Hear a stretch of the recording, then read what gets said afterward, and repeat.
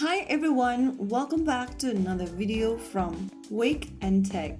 In this video, we are going to be learning how to lock your profile in email. If you use email for chatting or video calls, locking your profile is a simple way to keep your account more private and secure.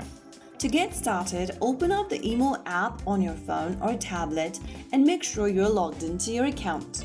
Once you're inside the home page after logging in, go ahead and tap on your profile picture at the top left corner from the home page. Now this will open the Me menu. From the Me button, click on Security and Privacy. Now on the next page, tap on Profile Privacy at the bottom. Now click on Lock Profile. Enable the toggle button on the next page right next to Lock Profile.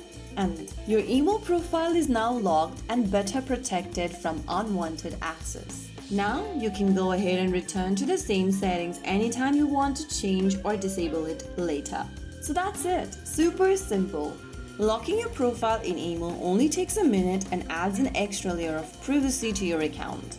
If you found the video helpful, don't forget to like, share and subscribe to our channel.